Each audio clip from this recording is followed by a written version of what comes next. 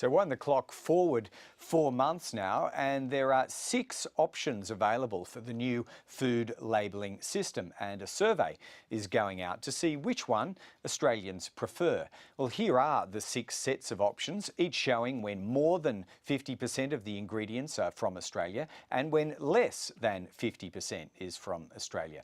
There's a pie chart version showing those amounts. There are also circles that fill or drain depending on how much local content the food has.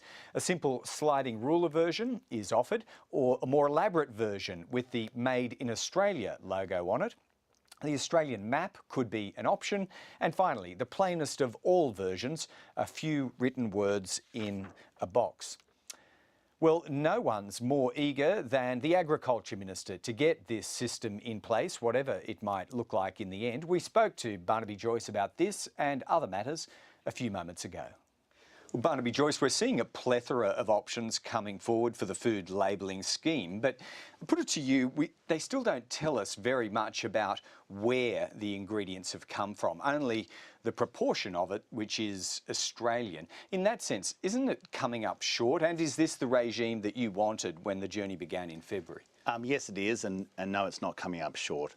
If we look at where we are now, we have something that clearly identifies whether it comes from this nation, from Australia, and the proportion of the substantive ingredient and how much comes from our nation.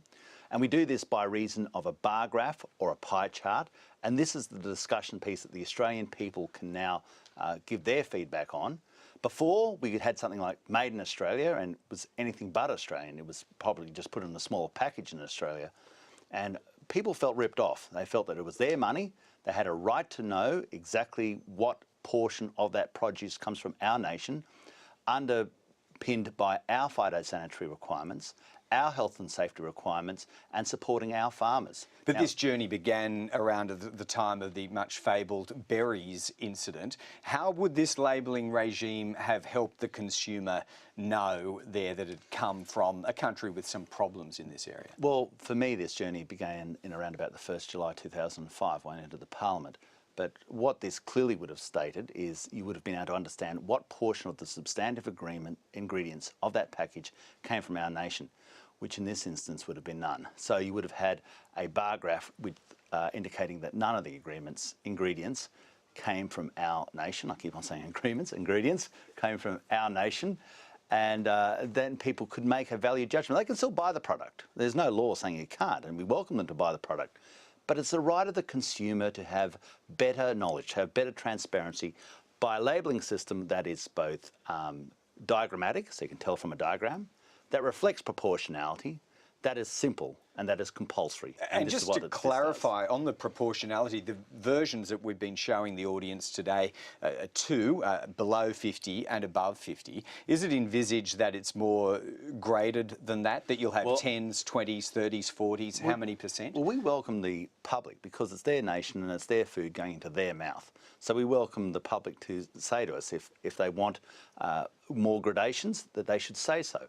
I know with the over 1 million hits I got on my website at my New England office that this is overwhelmingly supported by the Australian people. Now, if they want more gradations, that's the great thing about this feedback. They get the chance to say it. But that would come at a cost, wouldn't it, to the industry? I don't think so. I mean, we always allow tolerances. We're not going to be medieval in how we inscript this, but we make sure that we're not being misleading or mischievous.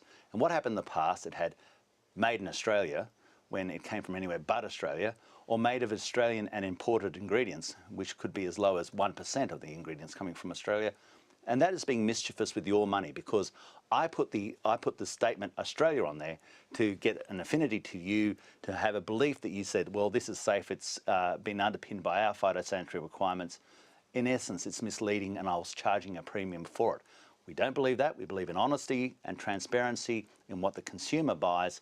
This is something the Australian people want, and we will deliver on it. And it's great to see something that you fought for so long actually being delivered. All right, let's go to another area of your portfolio. We've had the Treasurer out talking today about 200 real estate purchases involving foreigners that are being investigated. He didn't give a breakdown as to the types of properties, but do you have any reason to believe that foreign buyers have illegally purchased farmland and could be included in that caseload? Well, there's no reason that that is not the case. There is one group that probably knows more than most, and that would be real estate agents and stock and station agents. And I think they have some obligation to make sure that their understanding of who the purchaser is clearly within the laws of the land. And do you think they do a better job because of the nature of these regional areas in reporting that than some of the city agents seem to have done? I think they're more particular because they don't want to waste their time, and they get to know, because the purchases are usually more substantial than a house. Probably not so now in the inner suburbs of Sydney, because they're probably more expensive than a lot of the properties being sold. But because they get to know their purchaser with a little bit more detail, they've probably got more of an idea than someone who's just knocked something down at an auction. They're conflicted though, aren't they? They still want to get the sale. Are they the best policemen in this regime? Well, I'm an accountant and I had to abide by the laws, and I would be, if I was aware that someone was breaking the laws, I had an obligation to tell people about it. I couldn't just charge them a fee and close my eyes. I mean, that's with any professional organisation. You've got to be aware of the laws and abide by them, and assist the authorities if you think that someone is in breach of them. And would you be seeking briefings on to try and keep a track of rural property holdings that might be caught up in this net? Because it sounds like there's going to be a lot more of it as the tax office in particular gets into data matching and other work. Well, let me explain one of the anecdotal conversations that I've had with a stock and station agent, a real estate agent, who said to me this. He said, well, Barnaby, I hated you because of your part in bringing about tighter Foreign Investment Review Board guidelines. He said, because I believe down the track it might slow some of the purchases down. But he said, at the moment, every tyre kicker's turned into a buyer. They're all rushing in, making sure they get their purchase through before the new laws came about, and they're in now. And the other thing he said to me, you will be amazed at how much in this district is now foreign owned. Okay, one to watch there. Israel and cattle cruelty, another case has come to light, but it appears your department has already, completed its investigations into that? No, what we've done is on the 27th of May, we became aware of this. We put in the proper suspension. This organisation that was actually receiving the cattle, they do have CCTV cameras on board. There was not the proper stunning process for these cattle. What it clearly shows is that our ESCAS system, our export supply assurance system, that our nation has, no other nation that exports live cattle does have, is working because there's the clear negotiations and cessations of exports to this abattoir till we've reviewed exactly what went on.